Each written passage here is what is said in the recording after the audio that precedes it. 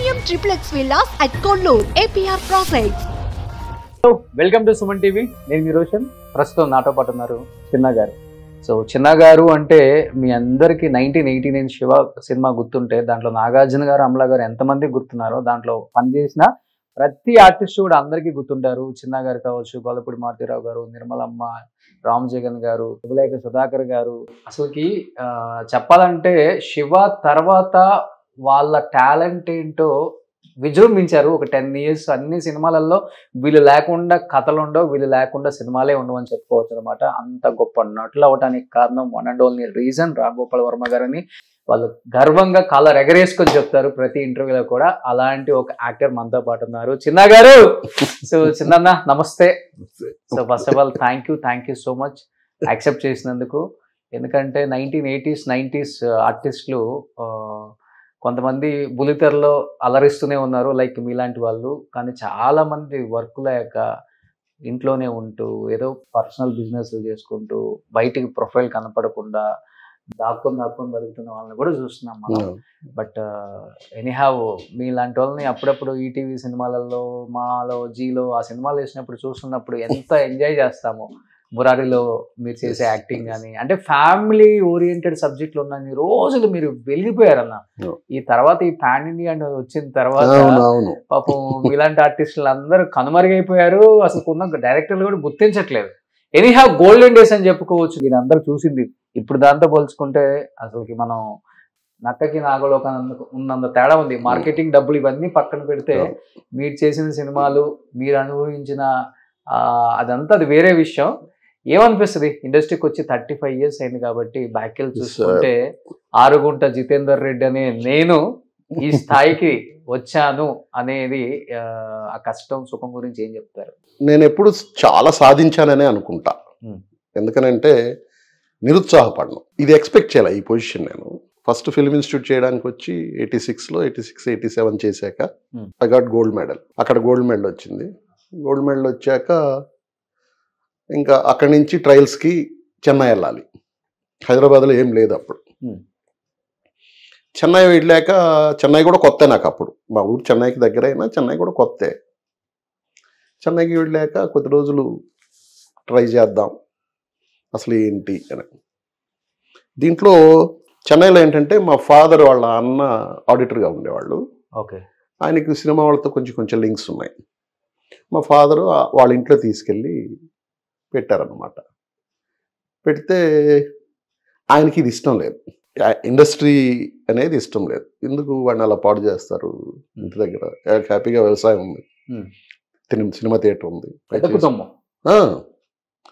25 acres land, పొలంలోనే ఇళ్ళు, ఊర్లో థియేటరు. ఓకే. అయితే పైగా మా అమ్మ వాళ్ళు నేదురుమల్లి వాళ్ళు, నేదురుమల్లి జనార్దన్ రెడ్డికి సిస్టర్. అవును, పెద్ద ఫ్యామిలీయే. ఎందుకు అలా పాడు చేస్తారు అని చెప్పి సరే ఉండమని అన్నట్టుగా కాదనలేడు కదా బ్రదర్స్ అన్ను. ఉన్నాను. ఫస్ట్ డేనే నాకు ఒక విచిత్రమైన అనుభవం జరిగింది. ఈవినింగ్ ఆ ఇంటి దగ్గర నుంచి, అది ఎల్డమ్స్ రోడ్లో ఉండేది ఇల్లు, పక్కనే ఊరినే నడుచుకుంటూ అసలు చూద్దాం వాట్ ఈస్ మెడ్రాస్ అనేది అసలు కూడా అది ఏమి తెలియదు. ఫస్ట్ డే ఈవినింగ్ అలా నడుచుకుంటూ వస్తుంటే ఆ వీనస్ స్టూడియో పక్కన కుర్రాళ్ళంతా ఒక గుంపు ఉన్నారు. కొంచెం తెలుగు మాట్లాడుతున్నట్టుగా అనిపించింది. దగ్గరికి వెళ్ళి ఏంటి ఇది అంటే, స్రవంతి మూవీస్ ఆఫీసు, మహర్షి మూవీకి ఇంటర్వ్యూస్ జరుగుతున్నాయి. అప్పటికి ఆ జ్యోతిచిత్ర వీటిల్లో వస్తూ ఉంటాయి కదా, కొత్త వాళ్ళతో చేస్తున్నారు ఇలాంటి న్యూస్లన్నీ. నేను మళ్ళీ గబగబా ఇంటికి వెళ్ళి నా దగ్గర ఒక 2-3 ఫోటోలు తీయించుకున్నాను. అవి పట్టుకొని నేను కూడా గేట్ లోపలికి ఎంటర్ అయ్యాను. ఓకే. ఎంటర్ అవుతానే ఈ వంశీ గారు ఎదురయ్యారు, పెద్ద వంశీ గారు. ఎదురయ్యి ఎవరు అని అన్నాడు. సార్ నేను ఆర్టిస్ట్ని సార్, ఫోటోలు ఇద్దాం. ఏం లేదు, బెడల్ అని అన్నాడు. షాక్ అనమాట అసలు. అది ఫస్ట్ అనుభవం నాకు. ఇదేంటి ఇలా ఉంటుందా ఇండస్ట్రీ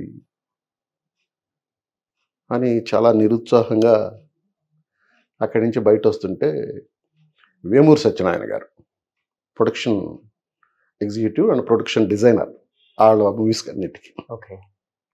ఇది చూశాడు ఆయన, గబగబా వచ్చాడు. బాబు ఇలా రా అని అన్నాడు. నువ్వు ఎవరు అని అంటే ఆర్టిస్ట్ సార్. ఇలా రా అని చెప్పి లోపలికి తీసుకెళ్ళి కూర్చోబెట్టి ఫోటో మీద అడ్రస్ అయి రాయించి నేను ఉంటే కబుర్ చేస్తాను వెళ్ళు అంటే ఆయన కూడా ఫీల్ అయ్యాడు పాపం. అలా స్టార్ట్ అయింది నా జర్నీ. ఓకే. అలా స్టార్ట్ అయిన జర్నీ ఒక నెల రోజులు 2 నెలలు అక్కడ మా పెదనాన్న గారి ఇంట్లో ఉన్నాను. ఆయన మాట్లాడు, సాయంత్రం వెళ్ళొచ్చాక ఎక్కడికి వెళ్ళావు, ఏమైనా ట్రై చేసావా, అసలు అసలు మాటే కరువు. ప్లస్ వాళ్ళ ఇంట్లో కొంచెం డిసిప్లైన్గా టైమింగ్స్, మన సినిమాకి ఏమో టైమింగ్స్ ఉండదు. షార్ప్గా 7కి 8కి వెళ్ళి పడుకోవాలి. ఓకే. మనకేమో డైరెక్టర్ దగ్గరికి వెళ్తే ఎప్పుడు కలుస్తారో తెలియదు, ఎప్పుడు కలవరో తెలియదు. వీటి అన్నిట్లో చూసి ఇది కరెక్ట్ కాదేమో అని చెప్పి బయట వచ్చేసి మా ఫ్రెండ్స్, నాతోటి ఇన్స్టిట్యూట్ చేసిన ఫ్రెండ్స్ అప్పటికే రూమ్ తీసుకొని, పాత ఫ్రెండ్స్, కొత్త వాళ్ళు కూడా నాతోటి చేసిన వాళ్ళు కూడా ఒకరిద్దరు ఉన్నారు. ఒక 5 మంది, 750 రూపీస్ రూమ్. ఓకే. ఒక రూము, ఒక చిన్న కిచెన్ లాంటిది, ఒక వరండా పైన, రంగరాజపురం. అక్కడి నుంచి ఎదురుగా వినయ్ అని డైరెక్టర్, వినయ్ కుమార్, అప్పట్లో 2 సినిమాలు చేశారు. ఆయన ఎదురుగా ఇంట్లో ఉండేవాడు. మా ఇంటి కింద నుంచి చూస్తే చిన్న డాబా హౌస్, ఇది 4th ఫ్లోర్ మాది.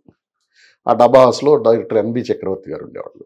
మేమున్న ఇంట్లోనే అప్పటి వరకు శంకరాభరణం రాజలక్ష్మి గారు ఉండి ఖాళీ చేసి వెళ్ళిపోయారు. కింద ఒక సినిమా ఆఫీస్ ఉండేది.